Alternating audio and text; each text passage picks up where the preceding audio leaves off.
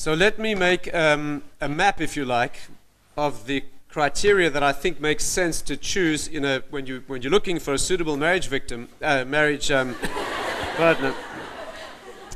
What are the criteria that you should be looking for?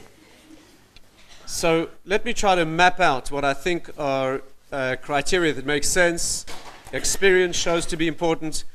Torah sources make these things clear. And try to emphasize more some of the variables that are important to mentors and people working in this field, helping young people, helping others get married, because a few months ago we discussed the subject. I don't want to cover exactly the same ground.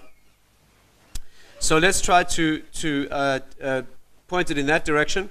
I think, just to give it a framework, I think when looking for someone suitable to marry, I think a sensible way to do it is to make a red line and put above that red line two non-negotiable criteria, two things that are absolutely essential, without which the relationship will be in trouble. And below the red line, negotiables. Negotiables don't mean things that are not important. In fact, they may be critical, but they're not universally important. For example, let's say health. Should you marry somebody who's healthy? I think that's negotiable. I used to know a young couple that I met, and I used to see every day. This young woman was taken off for treatment, and 2 years later she died. When I went to see the young man, he told me that they got married 4 years before. When they got engaged, she told him she had terminal cancer. He married her anyway, and he said it was the most wonderful 4 years of his life. Okay, but not everybody could do that. Now he's looking to get married again. For some people, that would be out of the question. Others could handle it. Other variables. The young lady's mother.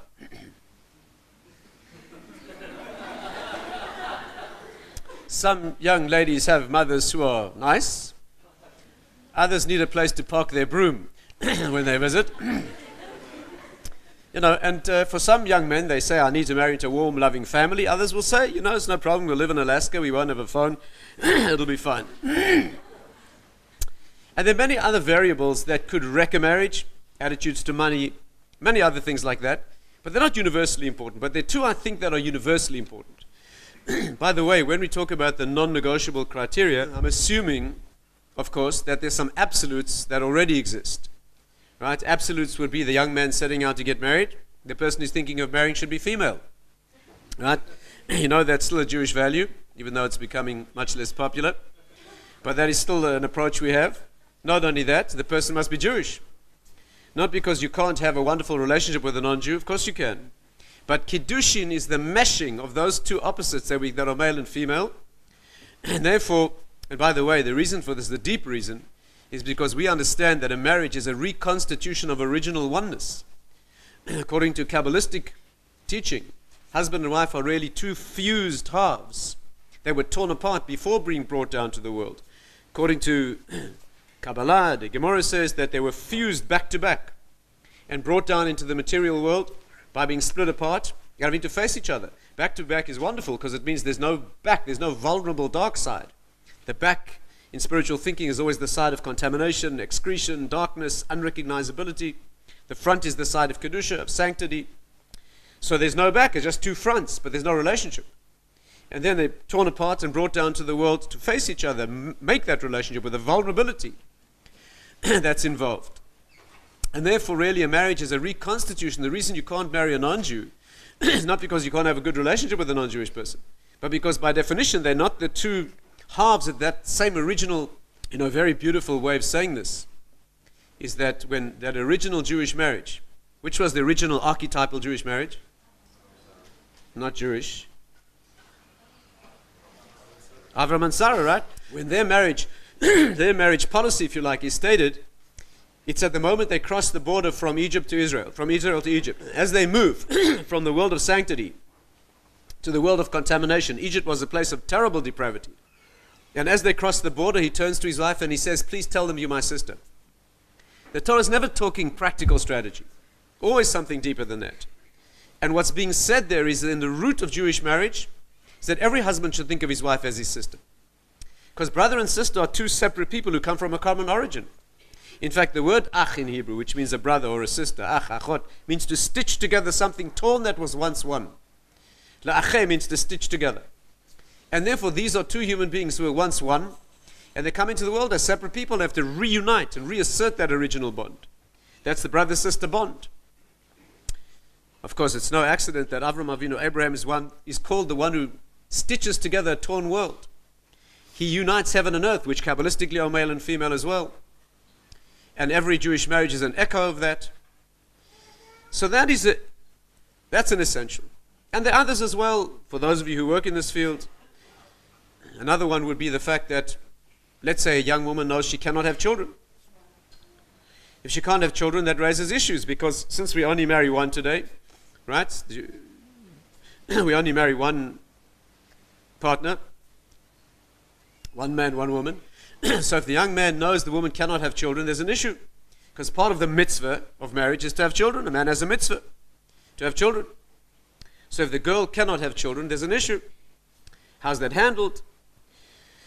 There are ways to handle that. One young woman once came to ask. She told me she was born without ovaries, which means she can carry a pregnancy. She has a womb, a uterus, but she cannot conceive. She said to me, "Who's going to marry me? But if you tell me that it's allowed for me to use the egg of another woman, my husband will fertilize the egg, and then I will carry that pregnancy. If he fulfills his mitzvah that way, then I'll be able to get married." And it's a very difficult question. It's not ideal, although surrogacy in that sense is certainly allowed. It's not forbidden, but there are many issues I'm not going to go into now unless you have a particular interest in that field. But a better option for her, for example, would be to marry a man who cannot have children, or to marry a man who's already fulfilled the mitzvah of having children. In fact, the Gemara says an amazing thing. The Gemara says that if a man loses his wife and he has young children, he can marry in the first week of mourning for his wife. They can't live together intimately because he's a mourner. But why should the children be motherless? And so to become a mother to children who already exist in the world, who need a wonderful mitzvah. And there are various ways of handling that question. So there's some absolute issues. By the way, a fascinating question is, why do women not have a mitzvah to get married in the first place? A man's mitzvah to get married. Right? Women don't have a mitzvah to get married at all. Why not? So once a young girl said to me, a very, very special young girl, very talented, amazing young girl. The fact that she's my daughter is completely irrelevant. But she said to me she would like to ask my rabbi a question. So next time we saw him, we sat down and she said, "I have two questions for you. My first question is, why do I not have a mitzvah to get married? If God wants me to get married, Hashem wants me to get married, He would have instructed me. If He hasn't given me a mitzvah to get married, evidently doesn't want me to get married. So why should I? Why do I have no mitzvah to get married? And secondly, why was Chava cursed in an area that's optional?" Isn't that an interesting question? Eve, Chava, was cursed that she would have difficulty, pregnancy and pain in childbirth. What sort of a curse is it when you say to a person, you will have difficulty in this area, but it's optional, just don't do it if you don't want to? You'd imagine that man and woman will be cursed in an area that's essential, that's intrinsic to their being, when they pervert their way in the world. But Hashem said, it's optional. And He answered like this. He said that your two questions have the same answer. And that is that we are only given mitzvahs in areas of deficiency. A mitzvah is always given in an area where you're deficient. The mitzvah is an exercise in completion. A classic example would be that women do not have mitzvahs that are time-bound. Right? Women don't have time-bound mitzvahs because women already resonate with time. Their bodies cycle with time in a way that's very, very mysterious. You know, the ovarian cycle, there's no medical explanation for it. All other biological cycles are connected to day-night variation, seasonal change, temperature changes. The ovary cycles with the moon. There's one female cycle that goes monthly, starts on the same date of the Hebrew month. Whether it's a long month or a short month, the ovary knows what the moon's doing. Medicine has no idea how that works. So women resonate with the time cycle. They don't need mitzvahs to discipline them into that area. And therefore, mitzvahs only given where you have a deficiency. And therefore, the mitzvah of marriage for men is they don't understand that naturally. They need to be disciplined into that. But a woman understands it naturally, generally speaking. It doesn't need a mitzvah. And therefore, she's not given a mitzvah, not because Hashem doesn't want her to marry, but He doesn't need to force her into it. And of course, Chava was cursed in an area that's of her essence. The fact that she's not given a mitzvah does not mean, on the contrary, it means it is so much of her essence that she doesn't need a disciplining action in this area. But be that as it may, of course a woman fulfills the mitzvah when she gets married. She becomes beholden to her husband's mitzvah. A woman cannot marry and then say she won't have children. Because once she takes on that mitzvah, she can't say it's going to be painful or dangerous. Under normal circumstances, she needs to do that. But let's talk about the two non-negotiables. If you have questions about the medical issues, and there are many questions, should one disclose a medical issue and when was done one disclose it, we can talk about that. But let's just make the map first. I would say the first non-negotiable, what would you say? What's the first non-negotiable? You're dating someone, you've met them a few times, what's the first question to ask? I would say attraction. I would say there must be a chemistry, you must like the person. Physically, there must be a certain chen, enjoying being with them. Not a logical thing. You like pink, I like blue. It's a question of taste. And this is very important. And one of the classic errors we see in this area, and again, speaking to people who work in this field, one of the classic errors we see in this area is in the Baal Tshuva world. People who are newly religious, brought up in a secular mode, and they think to become religious means becoming very spiritual, and the material and the physical should be ignored. It's a serious mistake. One young man many years ago said to me, can we please talk about the young lady that he's dating? I said, yeah, absolutely. He told me she was very spiritual and very, the way she said to him, she could have been Mrs. Mashiach. This lady was. So after he told me all about her wonderful qualities, I said to him, do you like her? And he said, no. I said, so religious that he wanted to marry. But a woman is a spiritual being, but she's also a material being.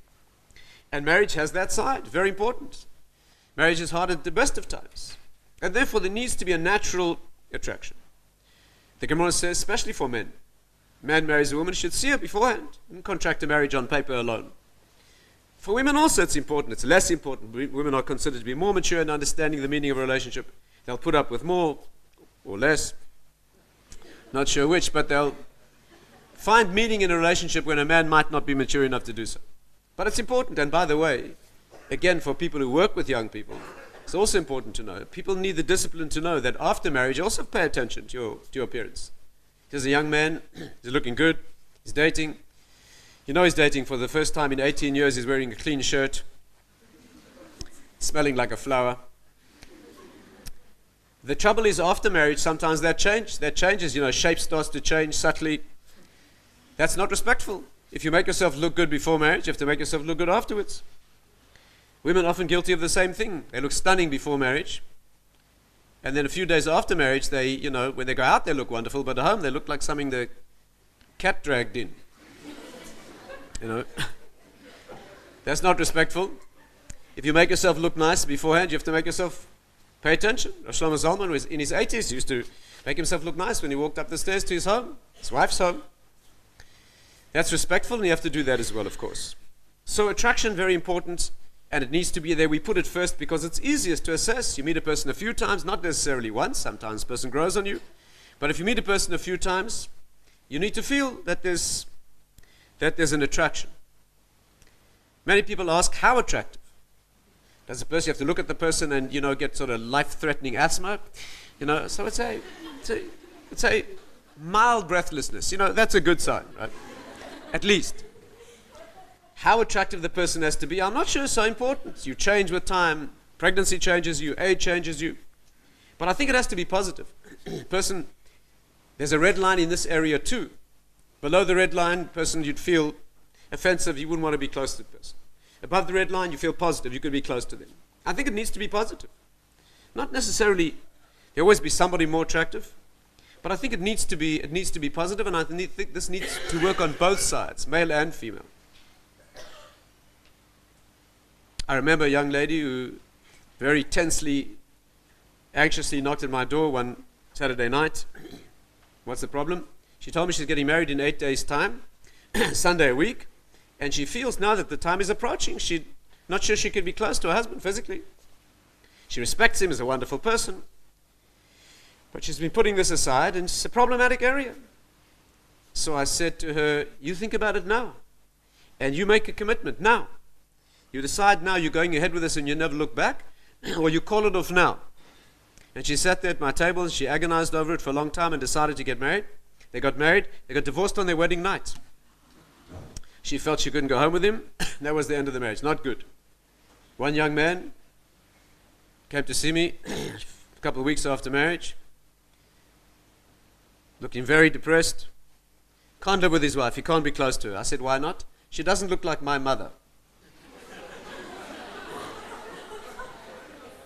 I said, what? He said, he always wanted to marry a girl who looked like his mother. So, we knew, my wife and I were close to his wife. She was a very lovely girl, very attractive, very special. I said, why did you marry her? He said, my rabbi said it would be okay. Problematic. If you work with people, you cannot take responsibility. You're working with a person, you're a shadchan, you're a mentor, you teach people, you work with people. The young couple must take responsibility, young, whatever age they are. If they don't put their commitment into it, if they don't take responsibility, they marry because you say it will be okay. At 3 o'clock in the morning when things are difficult and it's not okay, and they're not committed because they never made the decision, you can't do that. You can guide and you can show clarity and crystallize issues, but they need to take responsibility. It's true occasionally you can apply some pressure when it's clear. We had one young man in England who was his only child and he lived only with his mother, and 3 weeks before his wedding he started to get terrified. I mean literally terrified. He spent all day in bed in the fetal position crying. But we knew it was just fear. We knew. I mean, she was a wonderful girl. He was clear he wanted to marry her. He was just too afraid. So we carried him to the chuppah. 2 rabbis. We carried him to the chuppah in the fetal position crying. And we held him under the chuppah, and we managed to somehow do what he had to do, and married for many years very happily. That was just a case of sheer terror. But normally, usually, applying pressure and making decisions, taking responsibility for a couple, that's a bad mistake. Your job is to guide them into seeing with clarity and helping them assess, know themselves, know each other. But the responsibility and the commitment, that has to be theirs. So I think the first issue is there needs to be a chemistry. Often it's cultural. We are products of our cultures and our families. Once there's some sort of a feeling, as you heard before, it doesn't necessarily have to be similarities. It could be differences. It could be opposites. It could be similarities. Once there's a connection, that's, I think, very important. And the second criterion, without any question, the most important by far, is character. The person, the raw material. That you can't afford to forget. The discussion of similarities and differences pales into insignificance compared to an assessment of who the person actually is. Values are important, of course, and if you have a difference in religious values, for example, that's a recipe for trouble, recipe for disaster. Obviously, there has to be a commonality of goal, not necessarily the same level. A person who's very religious, very knowledgeable, could marry somebody who's a relative beginner, provided there's aspiration and there's inspiration and there's enthusiasm to move in the same direction. Nothing wrong with that. But what you cannot afford to overlook is who the person actually is. The best you could hope for, the best you could look for, is somebody who's kind, affectionate, giving, coping, happy, loving, a normal South African.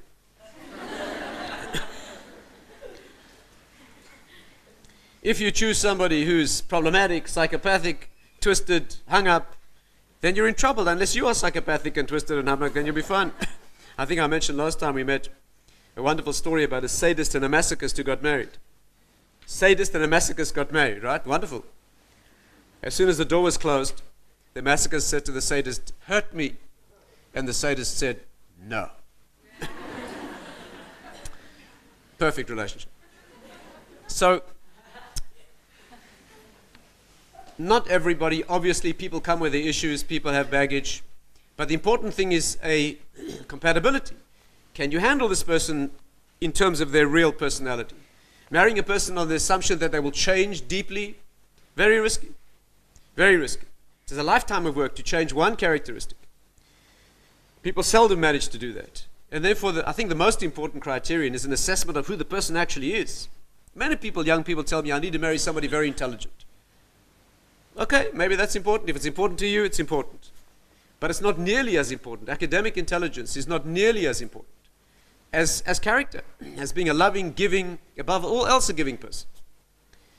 I'll show you many people with many academic degrees whose personal lives are a shambles.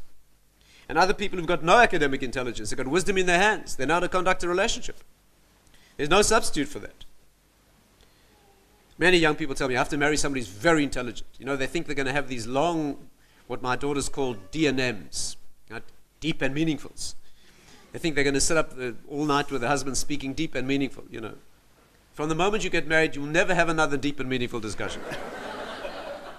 First of all, who's got time? And secondly, you know what she thinks about the Southeast Asian geopolitical, you know, you're going to talk about that. And therefore, if you need someone to respect because they're intelligent, if that's important to you, that's fine. But it's not a core issue. Emotional intelligence, wisdom in relationships, self-control, refinement of personality, those things are core issues.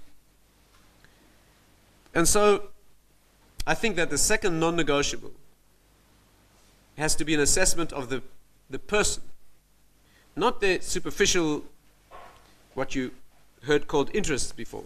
That's not core. How do you know the personality? How do you get to know who the person genuinely is? So one of the issues, of course, is some investigation. What's the person's history? A person that has a long, constant friendships and loyalties, it speaks very well for them. And there's a lot you can tell from the person's life history. But also one needs to spend enough time. There's a movement in the religious world that emphasizes very brief relationships. Sometimes it works well, but many times it's premature. One needs enough time to get a feeling that you actually know the person. How long? I give you a rule of thumb. A very basic rule is until no new information is coming in. When you know that another date is not going to change your attitude about this person, not going to give you new information about their values, about who they are, when you can predict what their response would be to life situations, you can't afford to marry someone and then find out that you want 25 children, they want to be sterilized. But once you get to the point where you know how they respond, that's a time when you know that another meeting is not going to change that attitude, change your impression. That's the time to get engaged or to split, just causing more pain and more difficulty by spending more time. You can accelerate the process by seeing them in different circumstances. You visit the person's home, you walk into their home, what's their family background, see the parents are still married and there's soft music playing and there's loving relationships, that's very good. But if you walk into the home and there's blood on the walls and human bones strewn about, it doesn't bode well. You know, it's been shown many times in psychiatry and sociology, psychology, people repeat the patterns of their families, unfortunately. People who come from very fractured and desperately unhappy backgrounds. It has an effect, especially when people are young. A little girl of 3 or 4 or 5, if her father leaves or dies, she may never trust Hashem again, or trust men ever. Some people go through those things, come out strengthened. A very interesting pattern we've seen, again, for those of you who work in this area, a pattern we see time and again is a person who comes from a very broken background, very angry and painful background, and they become religious. Very often they start looking at their parents, instead of looking at them with pain and anger and frustration, they start looking at them with pity. If only my parents would have had more authentic Jewish values, they never would have got into that broken relationship. And then they choose a role model, as you heard recommended, that they admire, and they see that marriage and Shabbos values and the family, very healthy reconstruction, very often. I would say sometimes even stronger than they might have been otherwise. But those are important things. And again, you can accelerate it. You go and young man visits, and you want to know how he behaves under pressure. Get your little sister to spill hot soup in his lap. Get the dog to bite him unexpectedly. Close the door hard on his fingers. Little healthy, dealing with tests. See how he responds. Those things are important, and I think that's by far the most important criterion. There are cultural norms here. I'll tell you a story about a man I know who was brought up in Meir Shorim, how he got married. And this is, if you come from a Western background where you've had many relationships and a lot of exposure in the background, this is not for you. Say one young man came to see me and told me he's getting married in 3 weeks' time. He was very anxious. Why? Because he had many relationships before, many intimate relationships, in fact 136. He's been counting. Now he's worried that his wife will not compare favorably. That's a problem. It's an issue. But if you're Robin Meir Shorim and you've had no contact with the opposite sex at all, it's a different story. So he told us when he was 18, his father came in one day and he said, Nachum, put on your Shabbos clothes. So he said, why? His father said, never mind. So he got dressed in his Shabbos outfit. And his father walked him across from Meir Shorim into a house in Geula. And he said to him, Nachum, say hello to your kala. So he said, hello. And they said, Mazel Tov. The men had a party in the one room, the women had a party in another room. On the way out, his father said, say goodbye to your kala. He said, goodbye. He said, not her, her. Oh, he said, oh, goodbye. And that was the only time they saw each other before the chuppah. I mean, they met, they approved, you know. There were no standards of comparison. Their family has been davening in the same shul for the last 350 years. Tremendous commonality of goals and outlook. They got married. That particular story has an interesting ending, or follow-up, and that is that for many years they were unable to have children. And in those days, they went to see the Chazon Ish for a blessing, a bracha. And the Chazon Ish gave them a bracha for Chai Banim Chaim, that they should have 18 living children, and a few years ago they had their 19th. So that is the story, and that's not for 19 children is for you. You definitely should have 19 children, no question about that. But marrying after one date is not appropriate if you come from a background where that's not normal. So I think that in summary, there are two non-negotiable criteria. There's absolutes, obviously, and we get into the technicalities of medical issues and other things like that. Then there are non-negotiables, and I think the two of them are natural attraction. And the second, I think, is more important, and that is the person. Who is the person? Before you talk about compatibilities and tastes and interests, who is the person? What are you dealing with in terms of the raw material? And after that, there are many, many negotiables that could be critical. We've even seen cultural mixes that are problematic, unexpectedly so. Right? For example, I've seen a few times a young man from South Africa or from England or America marrying a girl from a secular Israeli background. Often there's tension. There's girls from a secular Israeli background, often very assertive, very self-confident. I mean, how do you handle a wife who's got a submachine gun? You know.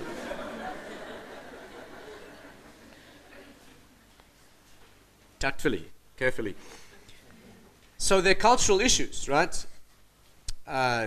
Say many Western men, English, Americans, South Africans, Australians, marrying women who are European or South American often works very well. Because South American women and many French and Spanish, Italian women have a very natural femininity. They're not conflicted about feminist issues. Some North American women, especially from the East Coast, sometimes have issues about feminist roles, and that can be an issue. So there are cultural mixes that can raise issues. Sometimes they're very enriching. I met a couple once where the husband was from Uruguay and the wife was from Romania. They told me they met just after the war, and when they met, they couldn't understand one word that the other one spoke. And they got married. They told me that there was a wonderful marriage. They never argue. Because they can't. So there's other forms of communication, and those are some important issues. So in summary, I think those are very important. I'm just going to add one word about medical issues, because again, we're trying to target this to people who help others. One of the commonest questions with medical or psychological issues is, should this be mentioned initially? Many people have some or other issue, a family medical issue, a personal issue, they're taking medication for a mental problem, a depression or anxiety. It's very common in our society. And the question that always comes up is, should this be said beforehand or not? And I'll tell you what I think are some sensible rules. First of all, there are two approaches to this, two possible general approaches. One is that the problem should be stated up front. It has many advantages. There's no disappointment later, no sense of betrayal. The person knows what they're getting into. Things are open. And there are many advantages, many things to be said for that. And sometimes unavoidable, because there's a known issue, it's obvious, the family has an issue. That's one way to handle the issue. And by the way, when it is handled that way, or whenever information is disclosed, very often a doctor gets involved, been in that situation many times, and the family gives permission for their doctor to disclose technical details to the other side. And even then there are important rules. One doctor has worked in this field for many, many years, decades. In fact, he told me he never agrees to do that unless he's given a permission for full disclosure. Sometimes family says, you can talk about this and this, but you can't say that and that. He said, I'm not doing that. If I'm being trusted to give information, you give me permission to tell your medical facts, then I disclose everything. Right? I can't be, giving some information where they don't know this other. That I can't do. Either no permission and then you deal with it, or you give me permission to talk at my discretion. And by the way, I think a very important rule, as a general rule, not absolute, but a general rule, if you're working with somebody who's a go-between, a shadchan, let's say, I think it's very important that that person knows the score. Particularly when you're not going to disclose the issue beforehand. And I'll explain that. But first of all, one approach is to say there's a problem and deal with it up front, and that there's many things to be said for it. But there's a problem. The problem is, first of all, not everyone wants their personal, intimate information out there when it doesn't need to be. Why do you have to go and announce things initially? The relationship might not work, and you've put out into the public domain very personal, confidential things. And secondly, a very common response is, when you hear the person has an issue, very, very often people don't want to meet them. Would you like to meet my friend who's got a serious problem? No thanks. And therefore, that's an issue. Whereas, and not only that, when you meet somebody knowing there's a serious problem, many young people see only the problem. Whereas when you meet someone you don't know there's an issue, you give them a chance. You see them as a whole person. And then when the problem is mentioned, it fits into context. And that speaks very well for the second approach. The second approach is not to disclose initially that there's an issue, but of course it has to be disclosed. The halachic rule is that anything that might have made a difference to the decision could nullify the contract. And therefore it has to be disclosed. When is a sensitive issue? After 2 meetings, after 3 meetings, people have rules, before 5 meetings, before engagement. It needs to be judged on a case-by-case basis. But it's highly recommended often not to say the problem in advance. And I think a sensible way to handle that is you're dealing with somebody you trust, somebody who's suggesting a match, somebody who's chosen somebody, bearing in mind that there will be a disclosure of a problem. They've already chosen somebody that's probably suitable. Why shouldn't it work? If you haven't trusted the shadchan, the matchmaker, the person, the go-between, and then they suggest someone that's unsuitable, and then here's the problem. They feel betrayed and the thing breaks down. But if they've chosen somebody suitable, that they feel has the maturity to handle this, or maybe they have their own issue which is compatible with yours, that often works very well. I must say that in many years of experience, I've never had a case, I've never been accused, or had the other party being accused of betrayal with anger and frustration. I've had sadness and pain when there's a discovery of an issue that wasn't known before. But when the person is told there was rabbinic advice, it was well taken, they were told not to disclose, and now after 3 meetings you're being told there's an issue. It was done with level-headed foresight. I've never had anyone turn down and say, you betrayed me. And I've had relationships that have collapsed at that point, that's true. But very often, once the picture of the person has been built in a general way, it fits in. I have a friend, many years ago got married, who has only one eye. He has only one eye. He's a wonderful young man. He happened to be a national judo champion and excelled at many things. He's got one eye. And when it came time to introduce him to a young lady, I knew that if I went up to a young lady and said, would you like to meet my friend with one eye? She probably would have said no.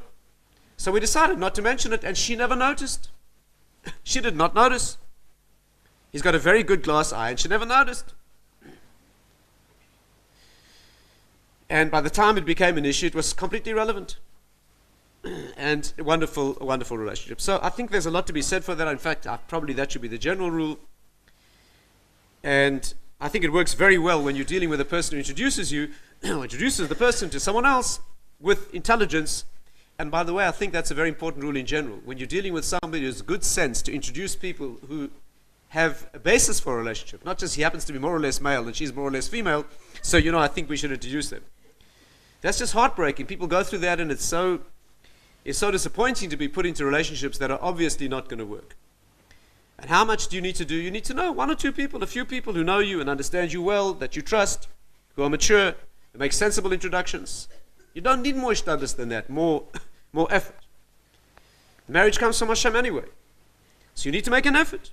Effort is to look nice, smell nice, act normal, and have 1 or 2 people who know you and introduce you in a sensible fashion. So I think those are some relevant points that we should bear in mind. I'm going to stop here. If there are 1 or 2 questions that I can deal with, I'll repeat the question. I'm very happy to do so, and then we'll stop for Rabbi Oscar. Yeah. The question here is that if we are assuming that husband and wife are what we call beshert, in other words, in some sense destined, complementary halves of a whole, how do we understand the Torah's permission for a man to marry many women? There's really no problem with that. Those are all components of the same whole. Right? Shlomo Melech, for example, he married 1,000 women. Shlomo was a man of incredible wisdom, and for every facet of his wisdom and every facet of his maleness, there was a woman to bring it to birth, to bring it to expression. So they're part of a composite whole.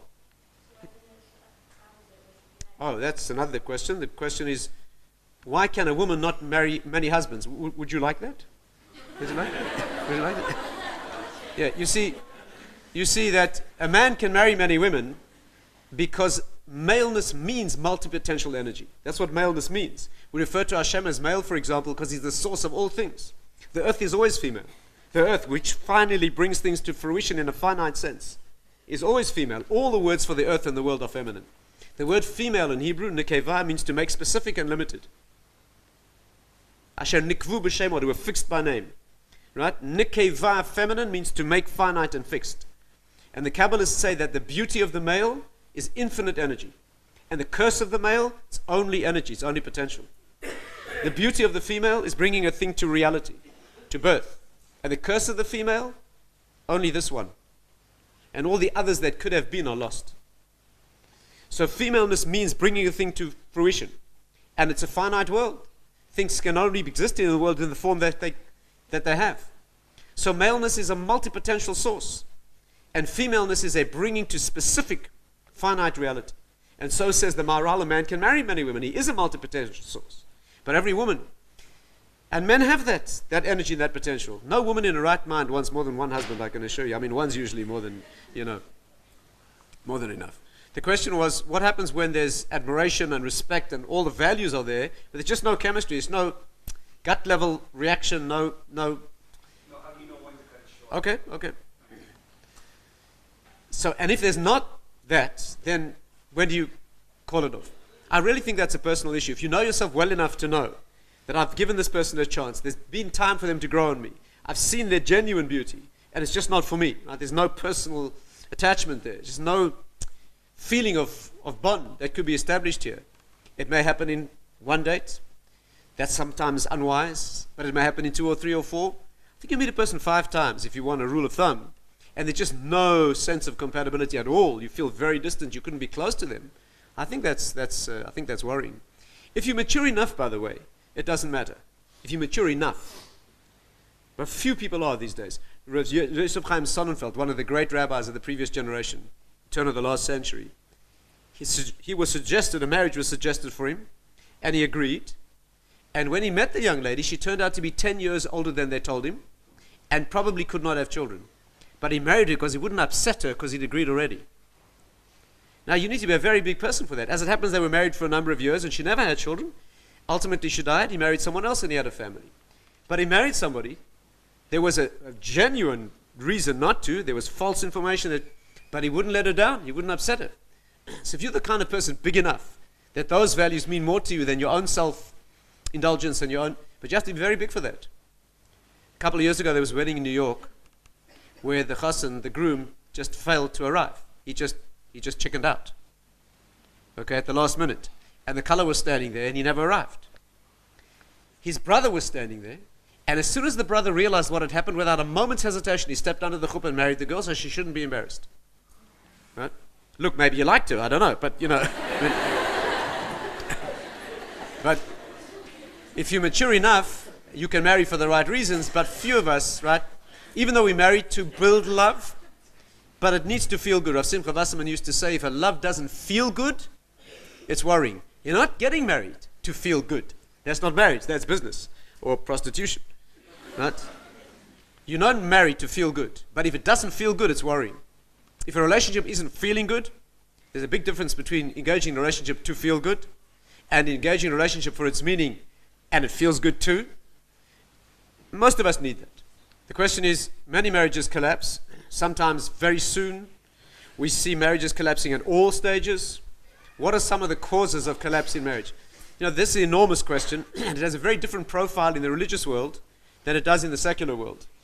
Right? You're well aware, you heard before, that the general divorce rate now is more than 50% in many places. In California, they quote it as 2 in 3.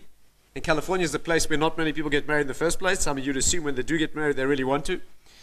So we're dealing with, even in traditional Jewish communities, right?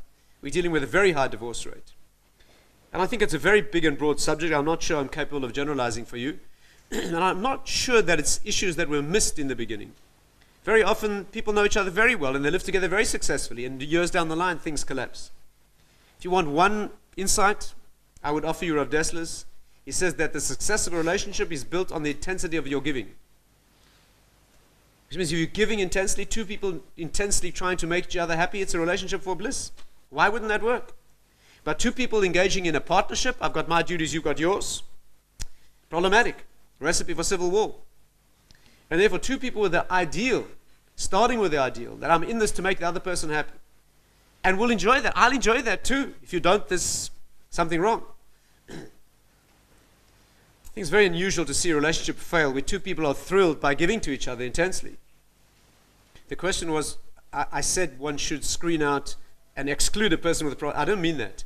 I mean that when someone has a very problematic background, it pays to know that to understand them. It doesn't mean you shouldn't marry them. Many people from desperately problematic backgrounds are very strong because of that. Right? It may fit with yours. It may fit with your skills and talents.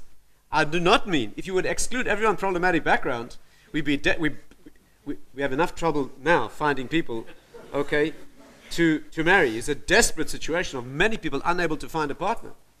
If you're going to exclude people with what you call problematic backgrounds, and personal problematic backgrounds, we have a much worse situation. I don't mean that, but I mean that the background of the person is relevant. Speaking medically, when I interview someone, go through the history, you examine their life course, what have they experienced, and how have they responded to that. It gives you a feel and a picture of the person.